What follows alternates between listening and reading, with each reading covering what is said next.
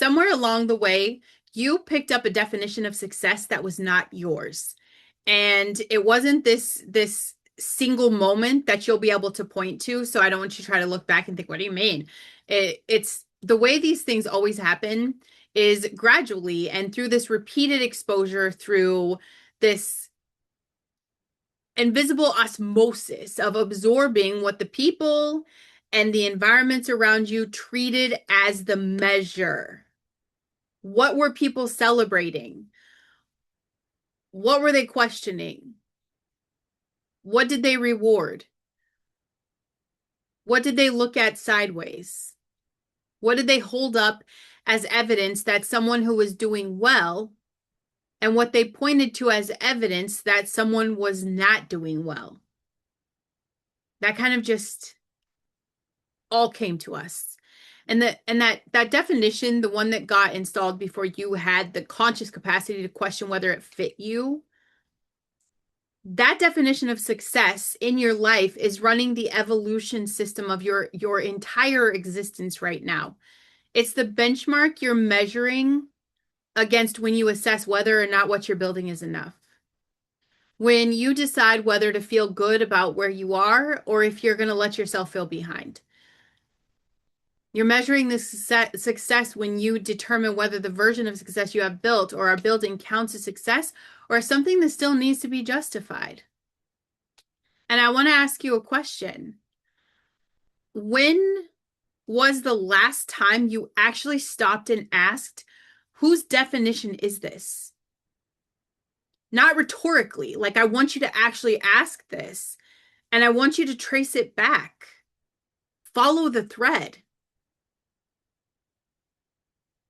Find the origin of the expectation and ask whether the person or system that generated it has any business setting that standard for your life.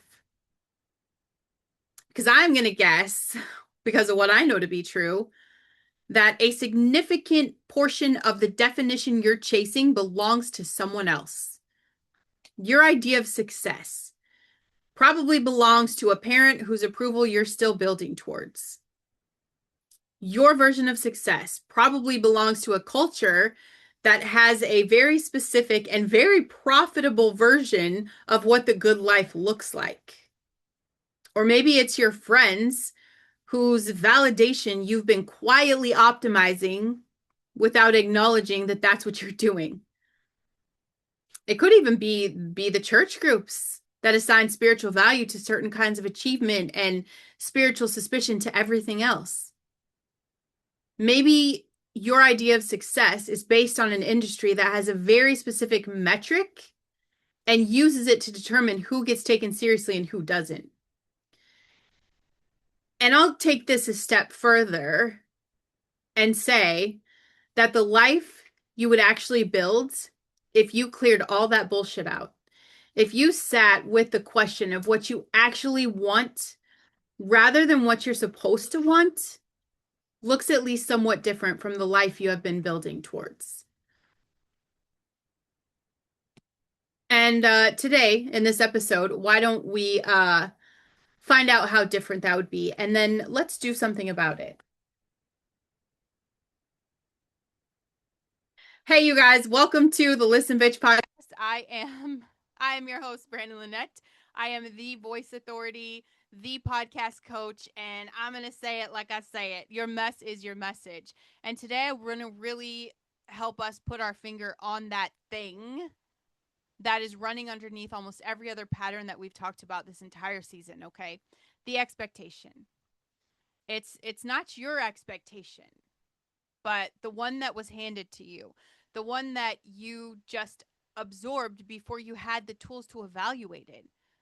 The expectation that has been the invisible standard against every version of your life has been judged by you, by people around you, by that quiet internal voice that's keeping score whether or not you asked it to. And you guys know, like before we get too far in this show, today's episode is brought to you by Super Patch. We're doing joy today. Here's my baby. Here's my baby Joy. Okay, I want to just talk about joy because it is a necessity in my life. This is what I want you to feel by the end of this episode. Not just clarity, not just clarity about whose expectations that you've been running, but genuine joy about what your own definition of success looks like when you actually find it. And joy is the patch I reach for when I need my nervous system to remember what it feels like just to be in the right place, doing the right thing by the right measure, naturally feel joy and happiness and optimism. And sometimes do I need a boost? Absolutely, y'all. It has been a long day, and there's little lives that depend on me, and there's all this responsibility, and I'm having hundreds of conversations, and I feel really great. But sometimes, like on days like this, when I'm kind of pushed to that limit, I just like to just come back to this, to the center focus of what's most important.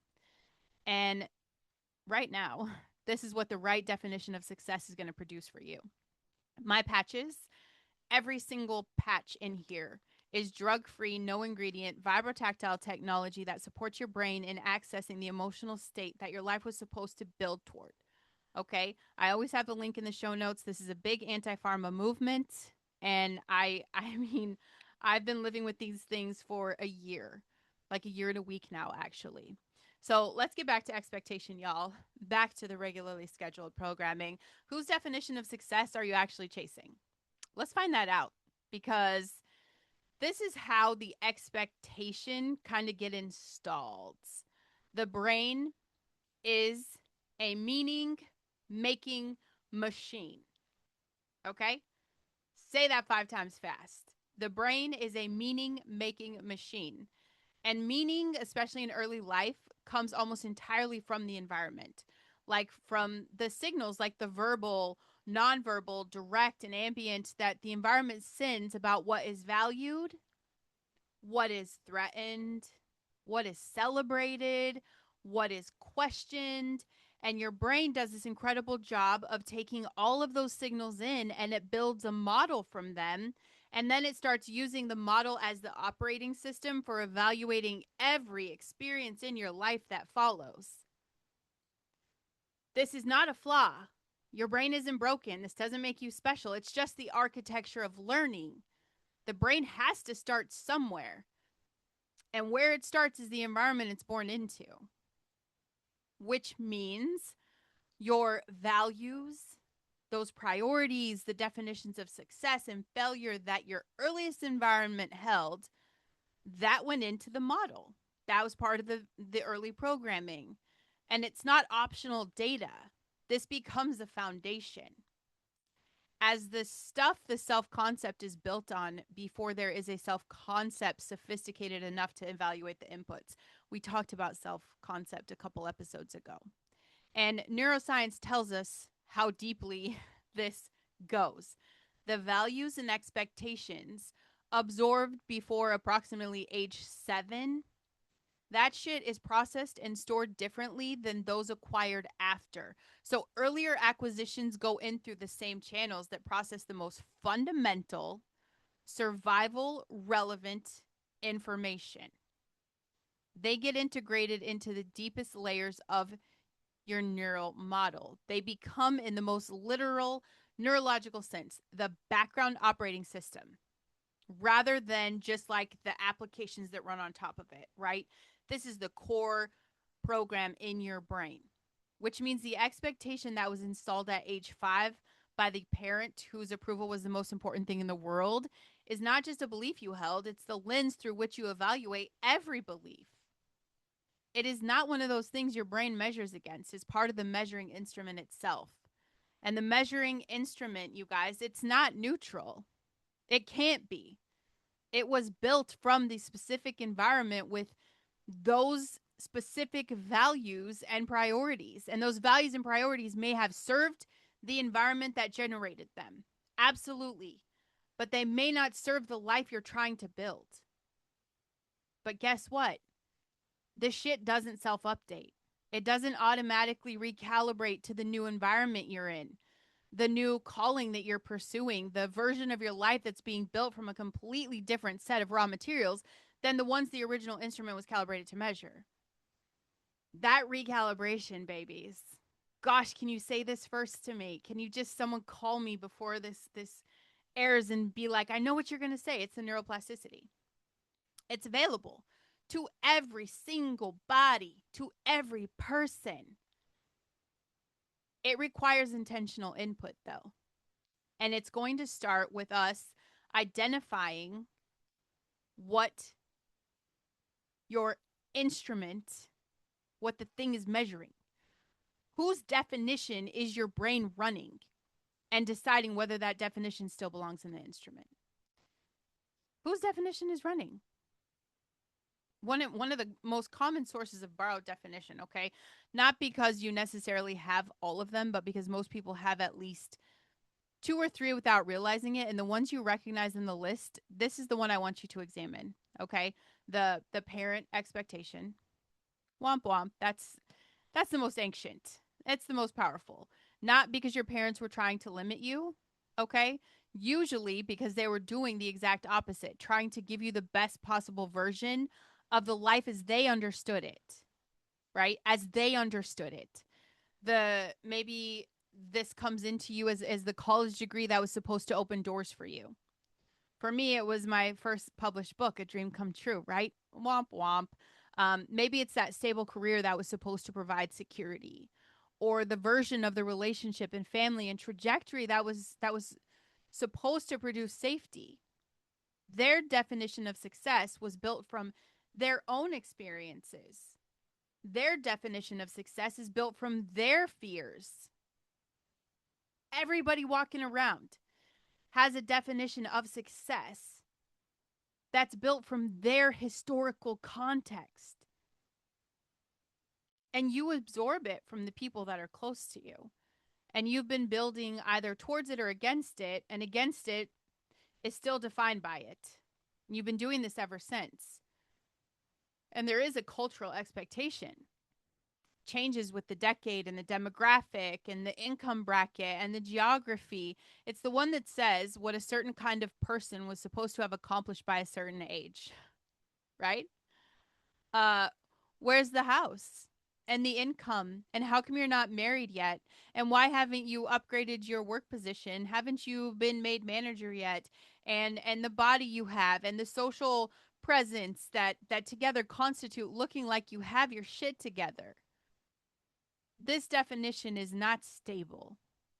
It shifts with the algorithm and the trend cycle and the economic moment, but it feels stable because it is constantly reinforced by the environment, and it produces that specific anxiety of someone who is measuring a moving target with an instrument that never tells them they have arrived. And there is this tremendous religious expectation. Depending on the tradition you came up in, you're assigned spiritual weight to certain kinds of achievements and spiritual suspicion to others. The version of success that stays busy and productive, that's holy, rest is lazy, or this that wealth is the devil's money and poverty is character, or that sacrifice is faithfulness and self-care is selfish, or that visibility is pride and obscurity is holiness. These definitions were generated by cultural readings of scripture that served specific institutional purposes. You were manipulated. They have been doing damage in the self concept and the calling of gifted, called, genuinely faithful people for generations. They are not the voice of God. They are the voice of a tradition that someone, sometimes got it right and sometimes they got it very badly wrong. And there is this industry expectation, the one that your professional field has about what success looks like. Okay, what the acceptable trajectory is, what the makers of credibility are, the gatekeepers. This is what they require before they take you seriously. The metrics and the credentials and the associations and the publications and the positions that together constitute being a legitimate player in the space. That definition is not wrong exactly. Absolutely, there's value in professional credibility, but it's often a definition built by and for the people who were already inside the structure. And it's usually always calibrated to make the people outside the structure feel like they need permission from the inside before they are allowed to matter. I You don't need anyone's permission for shit. Your work matters when it reaches the person it was made for. The industry's opinion of you is not the measure. I feel that as a podcaster, right? I am successful as hell. 700 episodes, 3 shows. But if you want to put me in with the industry, I am nothing compared to the Joe Rogan podcast, right? I'm successful by all definitions that matter to me because there is someone in my container every single day that gets something from me that they wouldn't have had if I didn't show up. That's success. Showing up, continuing to create, continuing to step into my potential, being willing to move the needle a little bit every day. That's success. Not 100 million downloads. Would that be cool? Yeah, but that would just be like another level of cool. Success, by my definition, is sitting here with you, just having the conversation. And there is a cost. There's a price to you. If you're going to continue to run the wrong definition, if you spend your life chasing the idea of success that doesn't belong to you, it costs you clarity. The person who doesn't know what they actually want cannot make effective decisions. Every decision has to be, it just gets through multiple competing definitions simultaneously. You know, what does this do for my parents' approval? What are they going to think of this? Oh my gosh, what does this say about my cultural positioning? What does this communicate to the industry? What are my friends going to think? What is the church going to think? Uh, a decision that emerges as is a compromise between all of those external measures rather than a clear expression of the actual direction. I'll be honest, compromises, they don't build shit. They just keep you confused. They keep you spinning in circles where you feel like you're doing a lot because you're running these ideas through everybody else's permission slips, whatever you want to call it. You're doing a lot, you're going nowhere, and you're going to be exhausted because your energy is just being distributed against too many competing metrics that don't matter. And it's going to cost you your satisfaction. I've been so blessed to get to work with some incredibly powerful high income earning women. And the story is all the same. Every person that sat across from me had money in their bank account that I don't know that I'd ever likely see in my bank account. And they were the most miserable, exhausted women I've ever met. The most depressed. Because they were chasing someone else's success. It costs you satisfaction. It costs you peace. The person who's achieved someone else's definition of success arrives at the destination and you're going to feel hollow. I know I've shared this before. And the problem is not ingratitude. The problem is that the destination wasn't theirs. They build towards someone else's benchmark and then they reach it and they found that reaching it doesn't feel that space that space that was shaped by their own actual calling. The calling was never pointing to that benchmark. It was pointing somewhere else and arriving at the wrong destination. However impressive the arrival, but it doesn't produce the same satisfaction of arriving at the right one. And this is the thing, too. I think about my relationship with Christ, and I think that someday I'm going to be held accountable.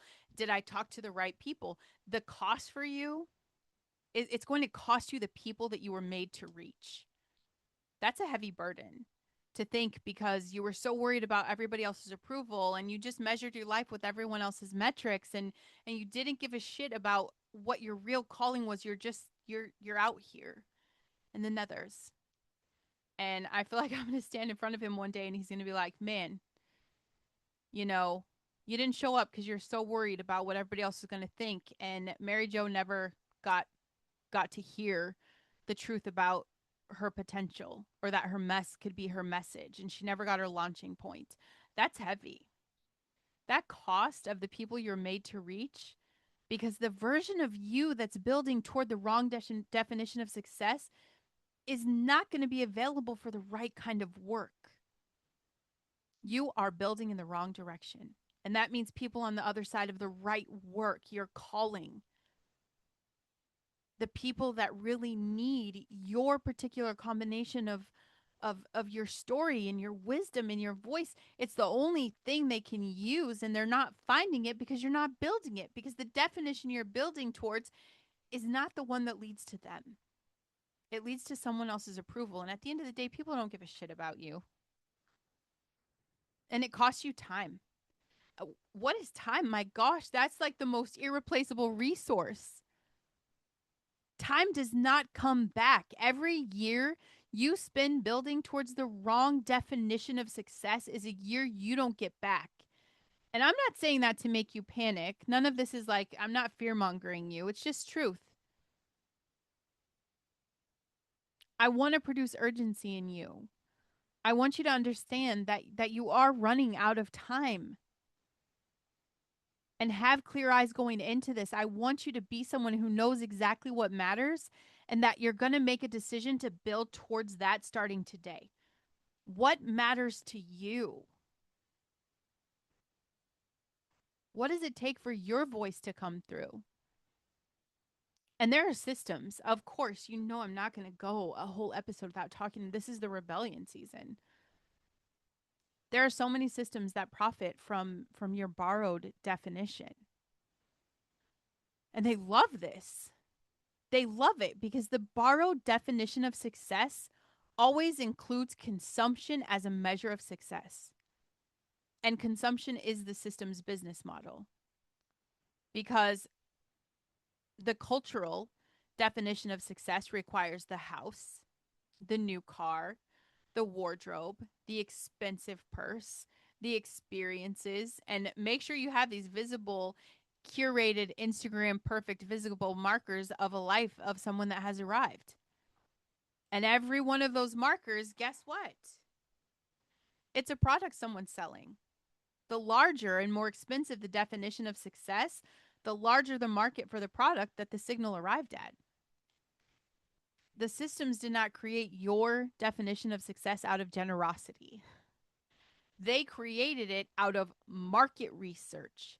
They studied tons of psychology to see what is going to produce the most reliable spending behavior. And they packaged this up really pretty as the aspirational life. Why do you think these people that look like the big celebrities, the big houses, the big cars, the heavy hitter coaches, like, why do you think they get the most time on the algorithm? Because do they always have the most important thing to say? I don't think so. I've seen commercials for, um, my husband just asked me if it was part of my trash TV. Because, yes, I do watch Love is Blind. Okay. And it's the housewives show. And I can't even think what it is, but it's like different counties. They go through these housewives. I've watched commercials for that and ads for that, and I don't find the value. I don't find the value. It's just another manipulation of what is success.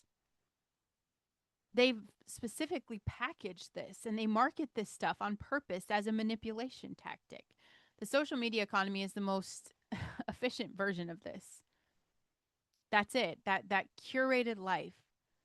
And they display it for the specific purpose of communicating that you have the thing the culture defines as success, and it requires continuous investment in the production of that display.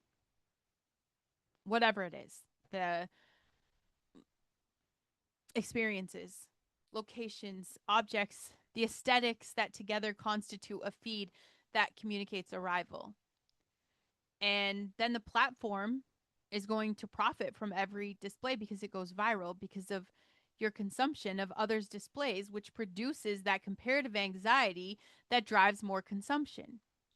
You just continue to scroll from others' consumption of your display, which produces the engagement, drives more platform usage. It's a cycle. We're feeding the machine. The whole ecosystem runs on the borrowed definition of success and the consumption it generates. You've been had, baby. You've been had. Your own definition of success does not require the same level of external validation. It doesn't require this display. We don't have to curate pictures. We don't have to pretend. It's just a very all it's going to require from you is just an internal, deeply personal satisfaction of building the thing you were actually put here to build and watching it reach people it was made for. And that satisfaction is not consumable. It can't be purchased.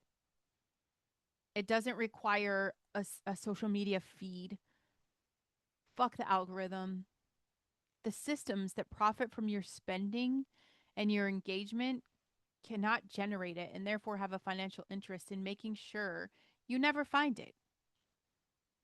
How are you going to feed the machine if you have a successful life? If you're out there helping other people, if you're getting your house in order, if you're homeschooling your kids and you're present with your family and you're working on becoming a better person, how are we feeding that engagement? How are we feeding the machine? How are we, creating this algorithm that is like a monster? Like I remember when we're joking about my TikTok page, okay? Because I'm back on, you guys. I've been going live for a week and I have 18,000 followers and the page is dead. I mean, dead, dead, dead. I have 0 followers, but there's a number up there. And I remember when I'm building that number and I kind of got disheartened because there was a video that went viral of someone eating strawberries. Like, that's it. It was just a video of someone eating strawberries, I think. Crazy. People went crazy over it. And I'm like, this is what the world wants. Like, this is what people want to watch. I'm out of here. I trashed the page. I left. I was inconsistent. I've dipped my toe in every once in a while, but I just got really discouraged. And when I look at the things that go viral, I still continue to feel the same way. But I think it's not going to help me to try to tell you guys not to look at the videos that are killing your brain cells. Okay. All I can do is step into what I know I'm meant to create, step into my success, step into my power, use my voice to tell you that your story and your message matters. And like, you don't have to scroll on TikTok all day to avoid the life that you currently have because you can create one that you don't need an escape from. I deleted the social medias off of my phones because I don't need the escape. I don't need the dopamine hits. I love my life and I would love more time in a day if I could have a wish, more time in the day just to get everything in because I feel like every day there's so much I want to create. There's so many people I want to reach. There's so much I want to do with my kids. And here we are. I couldn't kill my brain space watching someone eat a bowl of strawberries on repeat. Okay. I just want you to understand we're feeding the machine. And your definition of success is available to you. It is yours. It's completely, completely free. It's not going to cost you a dime to find it. Yeah, did I chase the wrong definitions of success? My oh my. That how do you think I know what I'm talking about at this point? How do you think I know what I'm talking about? Very, very I wanted the recognition definition, the one where success meant being seen as successful by specific people whose opinions I decided really super mattered. I wanted the industry validation. I wanted the peer acknowledgement. I wanted the markers of credibility in this space that communicated to the room that I was the real deal. I was building towards that genuinely, putting energy into the pursuit of it. And what happened when I got some of it? Dreams came true. Recognition came. Acknowledgments came. The big stage came. Markers accumulated. The satisfaction was exactly what I predicted it would be. Brief, partial, immediately generating the question of what was next? Because recognition, it turns out, is a fucking terrible foundation for a definition of success. Not because recognition is bad, but because it's external. And y'all, I'm going to say this forever. External does not produce internal. No amount of people telling you that you've arrived produces the feeling of having arrived. because the feeling of having arrived is not produced by the external validation. It is produced by the internal alignment. It is a very private, like nobody can give me the experience of peace and success that I have and the experience of doing the work that I was made to do for the people I'm made to do it for and knowing that that's the right thing. I don't give a fuck if you believe it. I don't need you to pat me on the back. I don't need the accolades anymore. I found my I found my voice. I answer to one. That's what I care about. The freedom from that, the weight of the world is off of my shoulders. I know I'm doing the right thing. And the day the definition shifted, the day I stopped and I realized that this was not about recognition and I started building towards the connection. That's when everything in my life just got better. And it's not bigger. I'm not more recognized. Actually, I'm less recognized.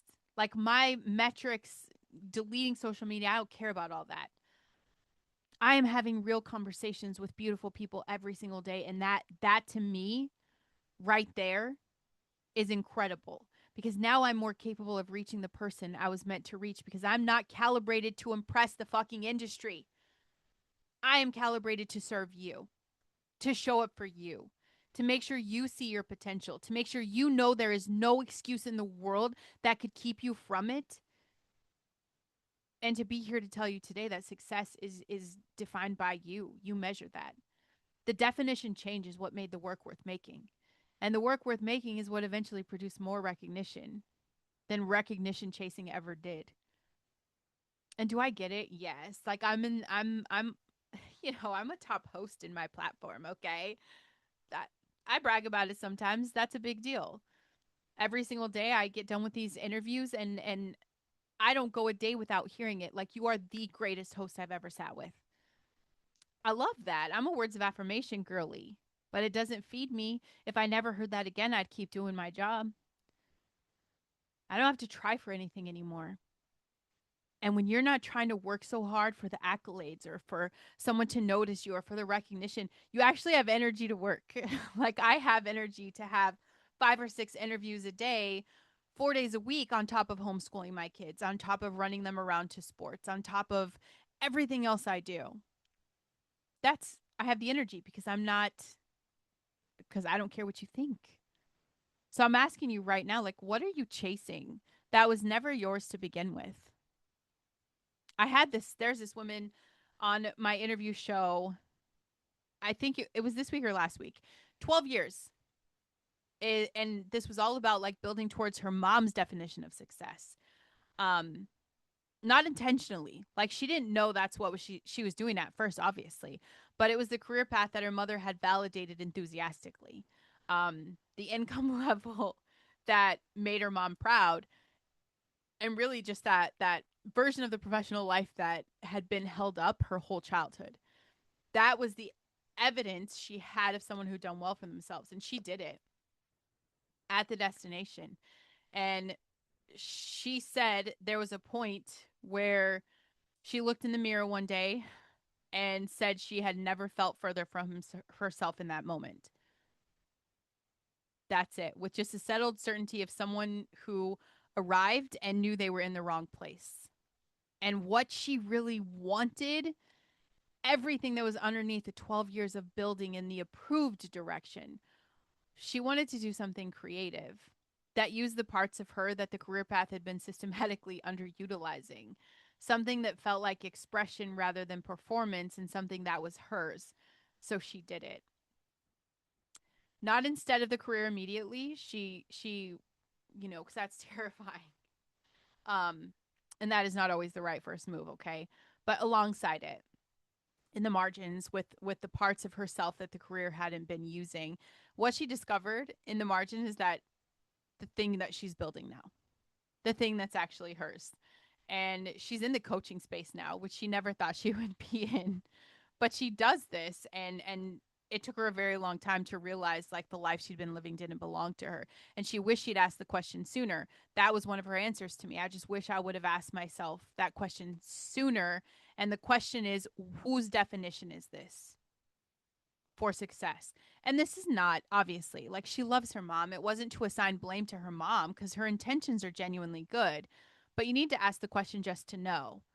We're not going to weaponize it. We're not going to turn people into enemies. We just want the clarity of the question. And imagine if you get that answer, you can start building towards the answer instead of the expectation. So ask this question for yourself now. It's not too late. It's never too late. But later does always cost more than today. So I say ask yourself that question. Whose definition of success am I building? If this episode is naming the definition that you've caught the expectation that's been running your evaluation system without your consent, do me a favor and share this out with someone that might be in the same place. Okay, the one who's building toward a benchmark that belongs to someone else and they don't even know it. It takes a couple minutes, and then make sure you subscribe and leave a written review. There was a crowd in the time of Jesus. This crowd expected a king who would overthrow Rome. The religious establishment expected a rabbi who would work within their system. The disciples were actually looking for a military leader who would restore Israel to political power. The hometown expected the carpenter's son. Everyone had an expectation for who he was supposed to be and what success was supposed to look like for him. And the truth is, he ignored all of it. And it wasn't rude. There was no contempt for the people who held the expectations, but completely. He operated from a definition of success that was his, the Father's, which was his, and that definition bore no resemblance to any of the surrounding structures that thought they knew what success looked like. He ate with the wrong people. He healed on the wrong day. He talked to the wrong gender. He touched the wrong bodies. And he died in the wrong way at the wrong time by the wrong means, according to every external definition of success anyone around him was holding. And the resurrection was the Father saying that this was the right definition the whole time. Your calling has a definition of success that is not going to match the metrics the surrounding structures are using. Not your family's metrics, not the industry's metrics, not culture's metrics. Your calling has its own shit. And your metrics are specific and they're internal and they're not available from the outside. It comes from the Father. It comes from knowing whose you are and what you are here for and what it looks like when the thing is working the way it was supposed to work. I found it. I've joked my whole life. There is not a guidebook to life. My third year of reading the Bible, we have a guidebook to life. Holy shit. Cover to cover, you have the guidebook. That definition is available to you. In the quiet, in the honest conversation with God about what you actually want and who you were actually made to be and what success looks like when it is measured by the one whose opinion is the only one that ultimately matters. It's the only one I answer to now. And I'm just saying ask him. Like he has the definition and it's not the one the culture has been selling you. But it is the one that gives you that freedom and like I said, that energy, because I'm not out for anyone else's approval. I run things by him and him alone, and we work the rest out ourselves. This week, I want you to do 3 things in order. We're back on the number 3. It's not just one thing right now. It's 3 things in order, not simultaneously. You can't do it all together. This has to be in order. So first, you're going to trace the definition. Write out the definition of success you are currently building towards. And be very specific. Like the vague bullshit isn't going to do anything for you, but like I want your specific benchmarks. Like the details of the income level, the recognition markers, the lifestyle elements, the professional position, whatever you're building towards, name it concretely. And then next to each item, I want you to write where that benchmark came from, who holds it, what environment generated it, and Ask yourself, is this mine or is it absorbed? Second, write your own definition. Not the one that's supposed to sound right, because this is just between you and you. You don't have to impress anyone. None of that shit, okay? The one that's actually true for you. Like, I want you to write the definition of the life that would really feel like yours. What's your definition of the work that would feel like the right thing? The definition of having done well that doesn't require any external validation to produce any level of internal satisfaction. This is probably going to be uncomfortable. And I really think it's going to take a level of honesty you may not be used to about what you actually want. And being honest about that's going to show you where it conflicts with what you've been telling yourself and others that you want. So I want you to do this, and I want you to do it deeply because this honesty is the point. And the third thing you're going to do is identify the one thing you would do differently today if you were building toward your own definition instead of a borrowed one. Not a full overhaul. We're back to one. Okay, just one thing, one decision that points toward the right direction instead of the approved one. Make that decision today. And then that's your job. Be better today than you were yesterday. And better means more aligned, more yours, more true to the actual definition. And then tomorrow you do it again. And then better tomorrow than you were today. The definition determines the direction. So I want you to change the definition, change the direction, and then you get to change what gets built. And this is what I want to leave you guys with, okay? Because we are in the rebellion. And what is this, like the 54th episode? I'm almost at 600 shows just for this one podcast. That's incredible. Over 700 episodes I have under my belt. Wow. I just give myself the accolades. I don't need a pat on the back from you. I got me. I got me. Um, the life you're supposed to be building and the life you've been building towards are probably not the same.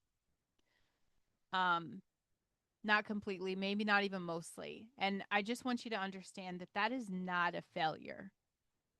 It's just information. It's just data.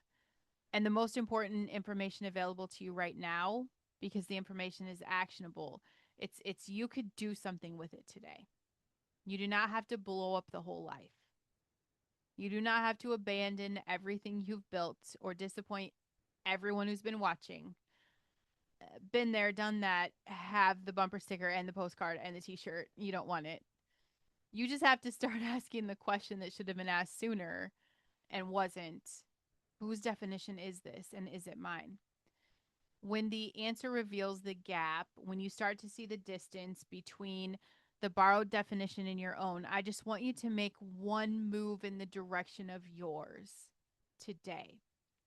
Small, but a real step, a real action in the direction of the life that actually belongs to you, toward the people who are actually waiting for it, and measure it by the standard that actually belongs to you.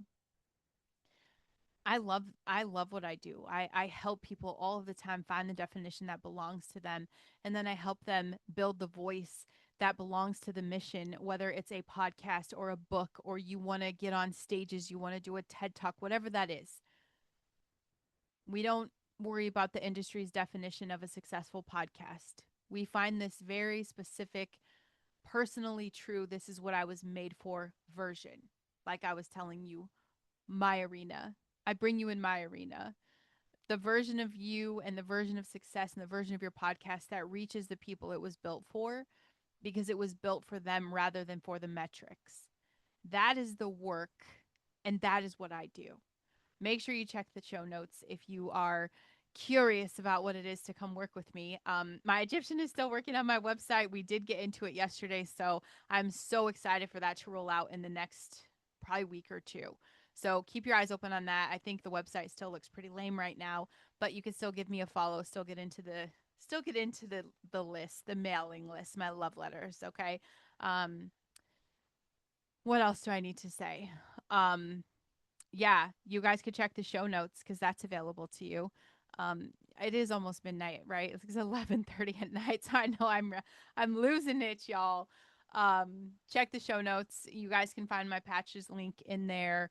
Um, Message me. You could do that. Tell me what your own definition looks like when you're honest about it. And then I dare you to come on my newest show and tell me why you're special. Curiously, I want to know, and so does my audience. We'll be good to you, I promise. You guys just be better today than yesterday, better tomorrow than today. And today, be more you and yours than you were yesterday. I love you guys. I'll see you next week.